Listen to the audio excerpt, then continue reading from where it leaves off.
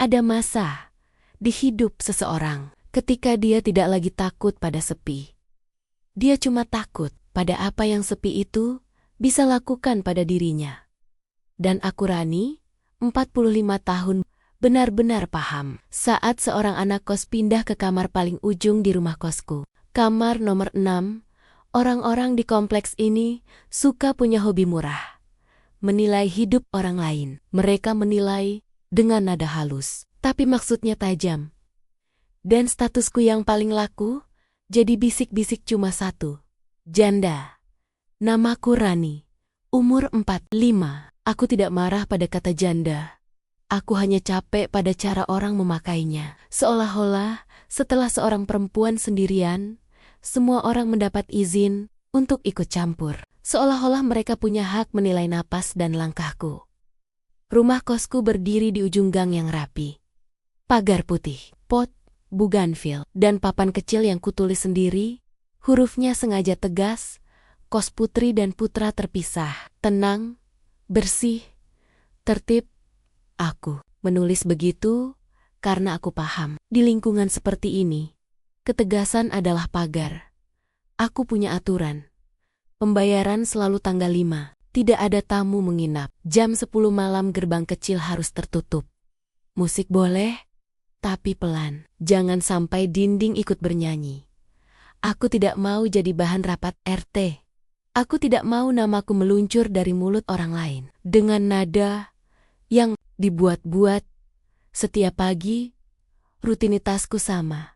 Menyapu halaman, menyiram tanaman, mengecek keran dan lampu, lalu duduk di teras belakang sambil minum teh hangat. Rutinitas itu seperti pagar kedua, melindungi kepalaku dari pikiran yang kadang datang seperti angin malam. Diam-diam, dingin, dan lama. Hari itu, semua berjalan normal. Sampai jam 11 lewat sedikit, seorang pemuda berdiri di depan pagar. Kemeja birunya rapi, rambutnya tidak berantakan. Cara dia menyapa terlalu sopan untuk ukuran anak kos kebanyakan. Permisi Bu, saya mau lihat kamar yang kosong. Aku membuka pagar pelan. Kamu siapa? Kerja di mana? Dia tersenyum kecil. Nama saya Arga Bu, 24, kerja di kantor konsultan. Pindahan dari luar kota. Saya cari kos yang tenang. Tenang. Kata itu seperti kunci yang pas untuk gembokku. Aku mengangguk. Ikut saya. Aku bawa dia ke kamar nomor 6. Kamar paling ujung, dekat pohon mangga belakang. Saat dia membuka jendela, cahaya jatuh ke sisi wajahnya. Ada ketenangan di situ. Dan entah kenapa, dadaku ikut longgar. Bagus Bu, saya ambil kamar ini. Aku buka buku catatan pembayaran. Kebiasaan yang selalu kulakukan, supaya semua tetap terasa bisnis. Uang, sewa sebulan di muka, deposit 1 kali. Kunci ada 2, aturan saya ketat.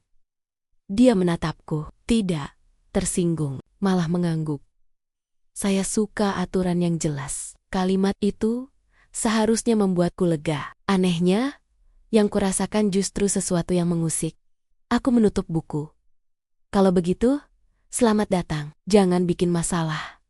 Dia tersenyum lagi. Saya justru mau hidup tanpa masalah Bu. Saat aku berbalik meninggalkannya, aku mendengar suaranya memanggil pelan. Bu Rani. Aku berhenti. Terima kasih. Sederhana, wajar. Tapi entah kenapa, kata itu menempel lebih lama daripada seharusnya. Aku kembali ke teras belakang. Tehku mulai dingin. Dari jauh, terdengar koper diseret pelan, lalu hening lagi. Normal. Tapi untuk pertama kalinya setelah sekian lama, aku sadar, aku sedang menunggu suara langkah seseorang. Dan itu bukan kebiasaan yang baik untuk seorang ibu kos berusia 45. Hari-hari berikutnya, aku berusaha bersikap seperti biasa. Dingin secukupnya, ramah seperlunya. Pagi itu aku menyapu halaman. Lalu langkah itu datang dari lorong. Pagi Bu Rani, sapa Arga. Pagi, jawabku singkat. Dia berhenti dekat galon. Kalau saya ganti galonnya sekarang, Boleh? Aku mengangguk. Boleh. Tapi hati-hati. Berat. Dia mengangkat galon tanpa banyak drama. Tenang, tapi jelas kuat. Dan anehnya, hal sederhana itu membuatku merasa seperti perempuan yang terlalu lama hidup sendirian. 1 minggu pertama, Arga tidak membuat masalah. Bayar tepat waktu, tidak membawa keramaian. Kamar tetap bersih. Suatu sore hujan turun, genting belakang menetes. Dia mengetuk pintu rumah utama. Bu, saya lihat ada bocor. Kalau ibu izinkan, saya bisa bantu cek. Aku ingin menolak, tapi aku lelah mengurus semuanya sendiri. Baik, kataku akhirnya. Tapi hati-hati, itu atap licin. Dia bekerja cepat. Saat turun, bahunya lembab. Sudah bu, saya rapikan. Untuk sementara aman, aku menahan diri, lalu hanya bisa berkata, terima kasih. Bu Rani nggak harus bilang terima kasih terus, katanya. Saya tinggal di sini, wajar saya. Ikut jaga. Malamnya, Mbak Sinta berpapasan denganku di koridor. Senyumnya manis, matanya tajam. Bu Rani, anak baru yang kamar ujung itu sopan ya, katanya. Tapi kok dia sering kelihatan bantu ibu? Aku menjawab cepat, terlalu cepat. Dia cuma bantu hal teknis. Saya minta. Sinta mengangguk, tapi tatapannya seperti menyimpan sesuatu. Di kamar, aku duduk lama di tepi ranjang. Bukan karena Arga melanggar aturanku, melainkan karena aku mulai melonggarkannya. Dengan tanganku sendiri, aku selalu percaya keteraturan bisa menyelamatkan seseorang. Di umur 45, keteraturan adalah cara paling sopan untuk menyembunyikan kesepian. Aku menata dapur, aku mencatat pembayaran, aku menghitung biaya listrik. Bagiku, hidup harus bisa diukur. Karena yang tidak bisa diukur, sering jadi yang paling mudah melukai. Namun sejak Arga tinggal di kamar ujung, ada hal-hal yang mulai tidak bisa kuukur. Seperti cara aku hafal jam pulangnya. Suatu malam, ada ketukan pelan di pintu rumah utama. Kunci gerbang belakang agak seret. Bu, suara Arga, saya boleh cek sebentar? Masuk, kataku singkat. Dia berjongkok dekat pintu belakang, membawa obeng kecil. Lalu, tanpa menoleh, dia bertanya, sudah lama ibu tinggal sendiri? Pertanyaan itu menyentuh titik yang selama ini kusembunyikan. Lumayan, jawabku. Dia mengangguk pelan. Capek ya bu, ngurus semuanya sendirian. Aku ingin bilang aku baik-baik saja, tapi kata itu tertahan. Sudah bu, pintu belakangnya aman, katanya setelah selesai. Aku mengangguk. Terima kasih. Arga menatapku sebentar, tatapan yang membuatku merasa terlihat sebagai manusia, bukan sekadar Bu Rani si ibu kos. Kalau ibu butuh bantuan lain, bilang saja, ucapnya pelan. Di kepalaku ada alarm, jaga jarak, tapi di dada ada sesuatu yang hangat, sesuatu yang pelen-pelen hidup lagi. Aku sadar, keteraturanku mulai terganggu bukan karena rumah kosku, melainkan karena hatiku.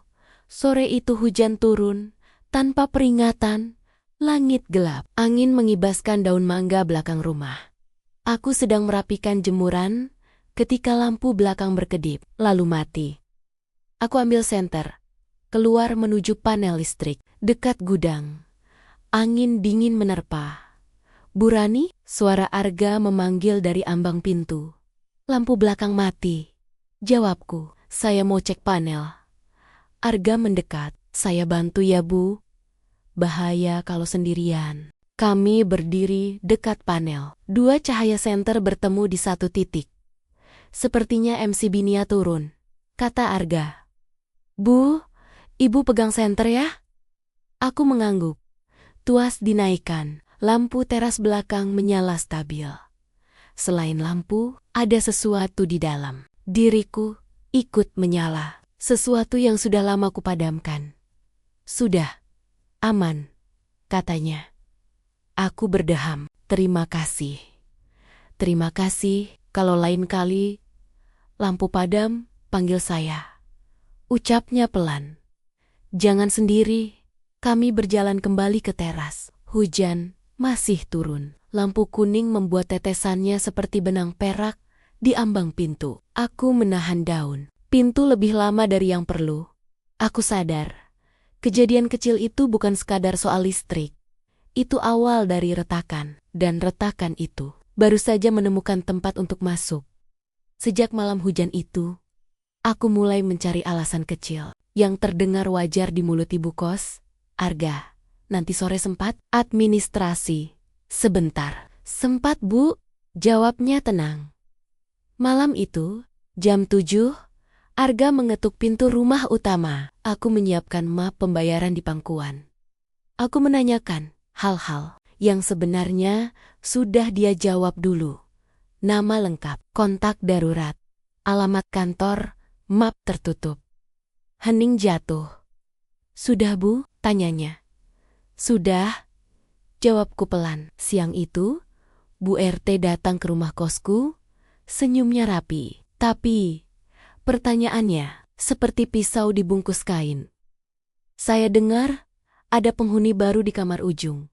Katanya sopan, tapi lingkungan ini suka sensitif. Aku menahan wajahku, tetap datar.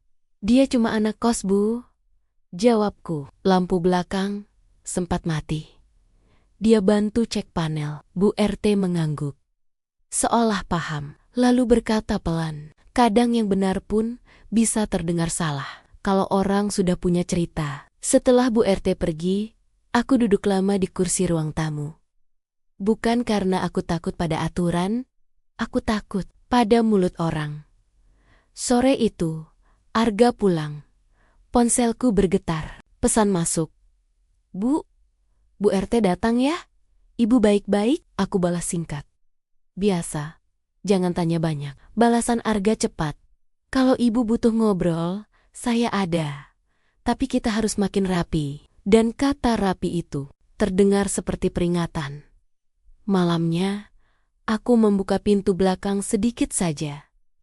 Arga sudah berdiri di luar, seolah dia tahu aku pasti butuh udara. Ibu aman? Tanyanya. Aku berbisik, ada yang ngomong. Arga menatapku serius. Berarti kita harus lebih pintar, katanya. Dia memelukku singkat, rapi, seperti pelukan yang tidak boleh punya saksi. Kalau ibu mulai takut, kita berhenti dulu. Ucapnya pelan. Aku mengangguk, tapi di dalam dada, aku tidak ingin berhenti. Malam berikutnya, aku tidak bisa tidur. Aku mengetik pesan yang tidak punya alasan resmi. Kamu masih bangun? Jawabannya cepat. Masih, Bu. Ibu kenapa? Aku mengetik lagi. Aku pusing. Bisa ke belakang sebentar? Jangan. Lewat depan. Arga datang lewat jalur samping. Boleh saya masuk? Tanyanya. Aku mengangguk. Dan aku sadar, sejak kapan aku mulai membuka pintu untuk seseorang. Tanpa alasan yang masuk akal, Arga berdiri dekat dapur. Dia menatapku seperti orang yang membaca sesuatu di wajahku. Kepala ibu sakit karena capek, katanya pelan. Atau karena takut. Karena semuanya, jawabku. Boleh saya pegang tangan ibu? Aku mengulurkan tangan. Jarinya hangat, dan hangat itu terasa berbahaya. Aman, bisiknya. Di sini aman. Aku menempelkan dahi ke dadanya untuk beberapa detik. Aku lupa pada pagar, jam malam, dan bisik-bisik. Lalu langkah terdengar di lorong belakang. Ketukan kecil. Bu Rani, suara Sinta. Aku membeku. Arga bergerak cepat. Dia mendekat ke pintu. Suaranya tenang. Ibu sudah tidur, Mbak. Katanya datar. Saya cuma kunci pintu belakang yang tadi agak kebuka. Sinta diam sebentar, lalu langkahnya menjauh. Aku gemetar. Arga menatapku serius. Ini sudah dekat sekali, bisiknya. Aku bodoh, kataku. Arga menggeleng. Ibu cuma kesepian, ucapnya. Jangan hina diri ibu. Aku menarik napas panjang. berat. Sebelum pergi, Arga berkata pelan, mulai malam ini bukan lagi cuma rahasia. Ini sudah jadi risiko. Aku berdiri sendiri di dapur gelap. Dan yang paling menakutkan, aku tidak menyesal. Hari-hari berikutnya, tubuhku mulai memberi tanda. Aku lebih mudah lelah. Aroma kopi tiba-tiba membuatku mual. Aku mencoba menyalahkan cuaca, menyalahkan usia, sampai kalender di dinding menunjukkan angka yang seharusnya sudah lewat. Malam itu aku pergi ke minimarket jauh dari kompleks. Aku membeli alat tes. Diam-diam, aku benci bahwa aku harus sembunyi hanya untuk mengenali tubuhku sendiri. Di kamar mandi, aku menyalakan lampu kecil. Tanganku gemetar. Beberapa menit terasa seperti lama sekali. Lalu 2 garis muncul. Aku duduk di lantai. Dunia yang biasanya luas mengecil jadi 1 titik. Aku, umur 45, ibu kos, dan 1 kemungkinan yang terlalu besar untuk kutanggung sendirian. Ponselku bergetar. Pesan dari Arga. Bu, sudah tidur. Aku menatap layar lama.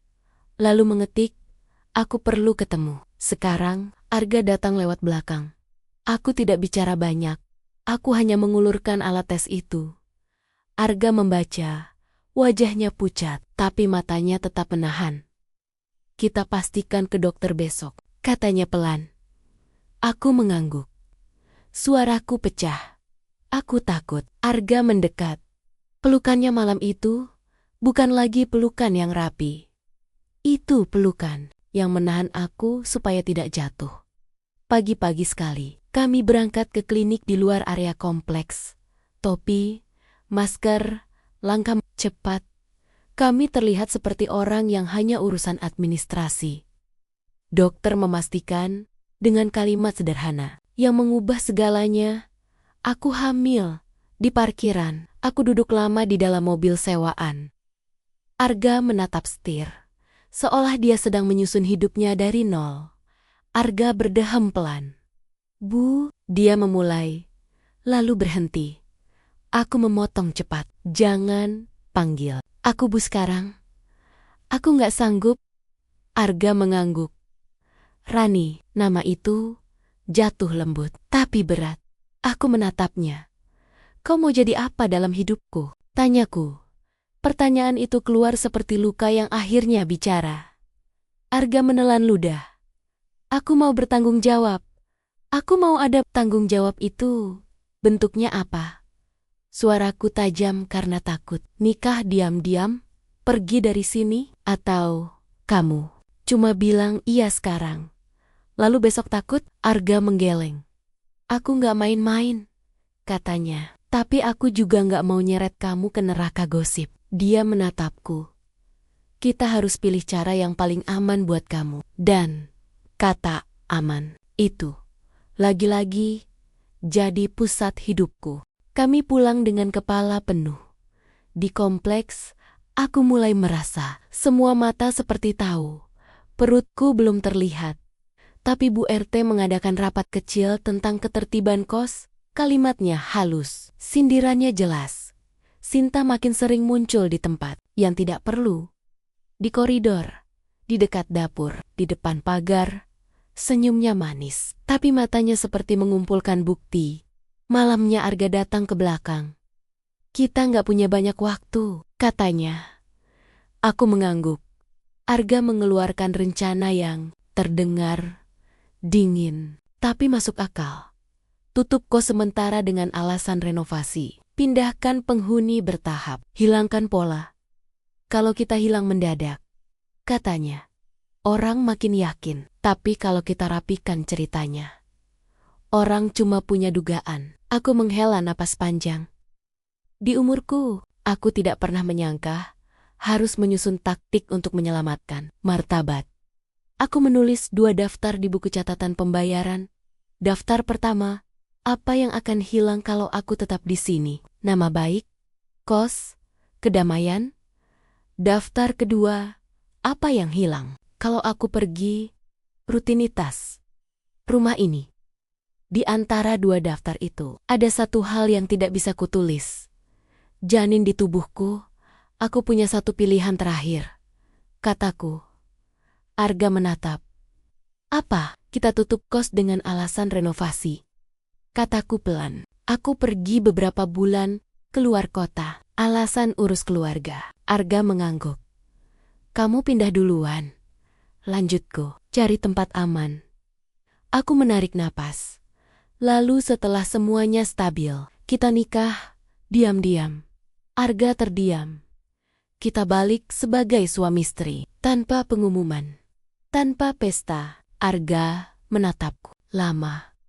Kamu yakin? Aku mengangguk. Aku cuma mau satu hal, bisikku. Anak ini lahir tanpa jadi bahan rapat RT. Arga menggenggam tanganku. Kalau itu pilihanmu, katanya, aku ikut. Aku menatapnya lama.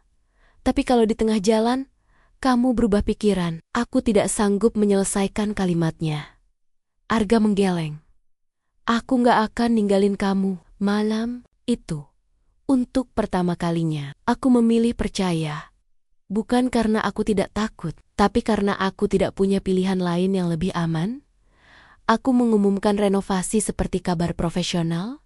Mulai bulan depan, kos tutup sementara, kataku. Pada penghuni, saya mau perbaiki kamar mandi, plafon, dan saluran belakang. Keluhan muncul. Tentu, tapi aku menyiapkan semuanya. Opsi kos pengganti, pengembalian deposit tepat waktu, daftar kontak kos lain. Aku membuat kebohongan itu terasa rapi. Profesional, Sinta bertanya paling banyak. Renovasinya lama, Bu? Tergantung tukang. Jawabku datar. Bu RT datang lagi. Nadanya manis. Wah, bagus itu, Bu. Biar makin tertib. Aku tersenyum. Iya, Bu. Biar semua nyaman. Di balik senyum, aku dan Arga menyusun langkah kecil. Barang dipindah sedikit demi sedikit. Dokumen penting disimpan. Uang darurat disiapkan. Malam-malam, Arga tidak lagi masuk ke rumah utama. Kami menjaga pola, menjaga jarak di depan orang. Tapi setiap kali aku goyah, pesan singkatnya datang. Aku ada. Kami pergi tanpa drama. Aku bilang pada tetangga, ada urusan keluarga di luar kota. Aku harus menemani saudara yang sakit. Cerita itu cukup sedih untuk tidak banyak dipertanyakan. Arga berangkat lebih dulu. Aku menyusul dengan koper yang tidak banyak. Tapi isi kepalaku terlalu berat. Di kota baru, kami menyewa rumah kecil yang tenang. Tidak ada Bu RT. Tidak ada Sinta. Tidak ada lorong yang suka mendengar. Untuk pertama kalinya, aku bisa bernapas. Aku menjalani pemeriksaan rutin dengan nama yang tidak mencolok. Arga selalu menunggu di luar ruang dokter, lalu memegang tanganku saat aku keluar. Suatu sore, langit memerah di ujung jalan. Arga berkata pelan, "Kita nikah sederhana saja, untuk kita." Aku menatapnya. Tanpa siapapun tahu, tanpa keramaian. Jawabnya, tapi dengan janji yang jelas. Dan kata jelas itu membuatku merasa aman. Kami menikah di kantor catatan sipil setempat. Saksi dua orang yang tidak mengenal masa lalu kami. Tidak ada pesta, tidak ada gaun besar. Yang ada hanya aku, yang akhirnya berani menandai hidupku sendiri. Malamnya, Arga memelukku lama. Aku menutup mata, dan untuk pertama kalinya dalam bertahun-tahun, aku merasa tenang. Bukan tenang karena semua sempurna. Tenang karena aku tidak sendirian. Waktu berjalan lebih pelan di kota. Baru, perutku mulai terlihat. Aku belajar menerima perubahan tubuhku dengan lembut, bukan dengan takut. Arga belajar memasak hal-hal sederhana. Kadang gagal, tapi selalu mencoba. Ada hari-hari yang sunyi. Tapi sunyi yang tidak menyeramkan. Sunyi yang hangat, seperti rumah yang akhirnya jadi rumah. Saat hari itu datang, kami berada di ruang bersalin. Tangan Arga menggenggam tanganku, tidak putus. Aku tidak mau menceritakan detailnya. Cukup tahu satu hal, aku bertahan. Beberapa minggu kemudian, kami punya bayi kecil. Tidur di dada Arga, seperti menemukan tempatnya. Aku menangis pelan malam itu, bukan karena sedih, tapi karena hidupku akhirnya tidak kosong. 6 bulan, setelah semuanya stabil, kami kembali ke kompleks. Aku datang dengan cincin yang jelas, Arga berdiri di sampingku. Sebagai suami, kami tidak mengumumkan apapun, kami hanya menjalani. Kepada tetangga aku berkata sederhana, saya menikah, tidak ada yang berani bertanya detail. Mereka hanya menebak-nebak dalam kepala, lalu lelah sendiri. Dan itu cukup. Kos dibuka lagi dengan aturan yang sama. Bayar tanggal 5, jam 10 malam, gerbang ditutup. Tidak ada tamu menginap. Tapi ada yang berbeda. Bukan aturannya. Aku masih ibu kos. Tapi sekarang, aku juga punya rumah yang bener-bener rumah. Sinta masih menatap sesekali. Bu, RT masih tersenyum rapi. Tapi tatapan mereka tidak lagi membuatku lemas. Karena aku sudah punya sesuatu yang lebih kuat dari gosip. Orang-orang tetap suka bicara. Ada yang bilang aku menghilang karena sakit. Ada yang bilang aku pergi karena keluarga. Ada yang berbisik aku menikah dengan orang luar kota. Aku mendengar semuanya seperti mendengar radio. Jauh ada suaranya, tapi tidak lagi menguasai ruangan. Aku belajar satu hal. Kalau kita tidak memberi panggung, gosip cepat kehilangan tenaga. Dan aku tidak lagi mau jadi panggung. Kadang aku masih melewati lorong kamar nomor 6. Aku tersenyum kecil. Bukan karena kamar itu istimewa, tapi karena aku ingat siapa diriku sebelum semua ini. Perempuan yang terlalu teratur, terlalu hati-hati, terlalu pandai menahan napas. Banyak orang mungkin bilang, itu awal kesalahan. Mungkin benar. Tapi dari pintu itu, aku juga membuka hidup yang selama ini kutunda. Dulu aku pikir, cinta dewasa adalah keberanian melawan omongan orang. Ternyata bukan hanya itu. Cinta dewasa adalah keberanian mengambil konsekuensi, merapikan dampak, menjaga martabat. Tanpa menjatuhkan siapapun, Arga tidak pernah memaksaku. Dia menunggu izin, dia memberi kendali. Dan itu yang membuatku berani memilih. Aku belajar. Perempuan tidak kadaluarsa untuk dicintai. Usia tidak menghapus kebutuhan untuk dipeluk. Status tidak menghapus hak untuk bahagia. Yang perlu dihapus adalah rasa takut yang terlalu lama kita pelihara. Aku tidak menyuruh siapapun meniru langkahku. Aku tidak menganggap ini jalan yang mudah. Aku hanya ingin satu pelajaran tinggal di kepala. Siapapun yang mendengar, kadang kebahagiaan datang tidak pada waktu yang kita rencanakan.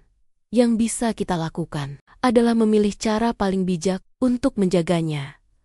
Dan satu hal yang paling penting, kita berhak pulang.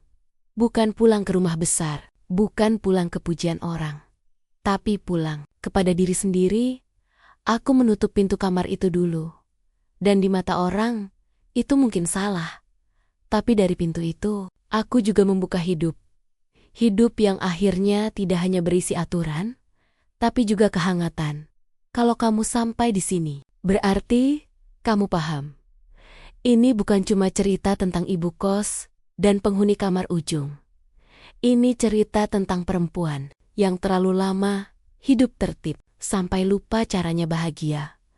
Kalau kamu ingin season 2 yang lebih gelap, lebih menekan, dan lebih banyak konflik, tulis season 2 di komentar.